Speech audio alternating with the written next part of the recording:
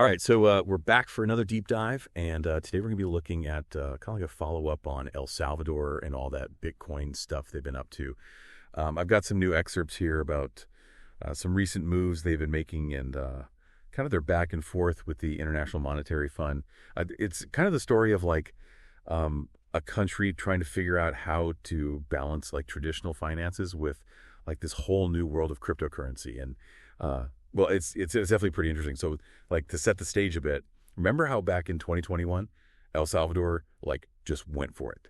They became the first country to just straight up say Bitcoin's legal tender. Like, boom, use it to buy your groceries, pay your rent, whatever. And they even launched like their own crypto wallet, the Chivo Wallet, and they were giving away free Bitcoin, discounts on gas if you used it, the whole 9 yards. Like, they were all in, you know.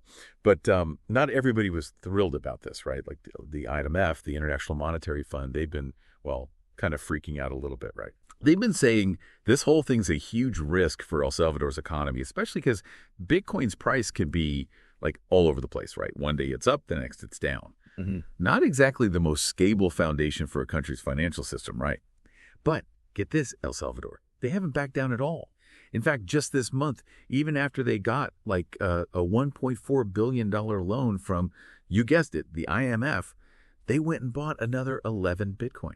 Which, by the way, is about $1 million worth, so it's not like chump change or anything. Yeah. And this seems like a new tactic for them, right? Remember how they were buying like 1 Bitcoin a day for a while? Yeah. Now it's more like they're picking their moments, maybe trying to be a little more strategic, you know? And speaking of strategy, that loan from the IMF, it wasn't just a freebie. El Salvador had to agree to some conditions, right? Like, they got to keep paying taxes in U.S. dollars.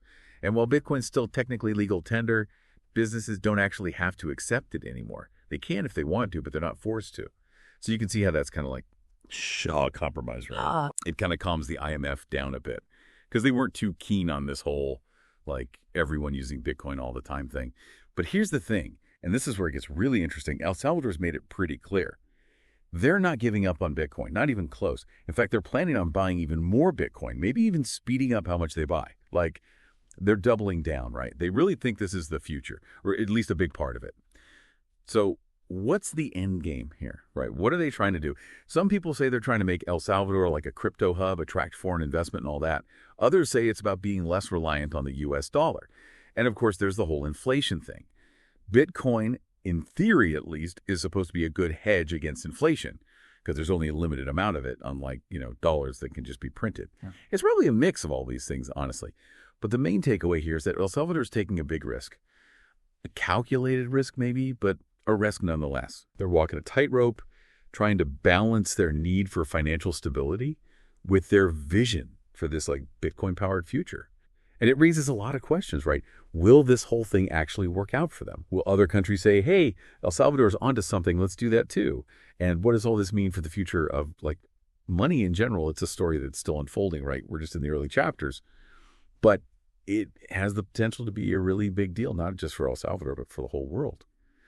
So, yeah, definitely something to keep an eye on. So, you know, while El Salvador is like pushing hard on this whole Bitcoin thing, it's interesting to think about, like, what if they took it even further? I mean, they've already made Bitcoin legal tender, but what if they went full on crypto? Yeah. What if they started using, I don't know, a blockchain for like, keeping track of land ownership or voting? Or what if they tried to create like a whole digital identity system based on cryptocurrency? I mean, it sounds pretty wild, right?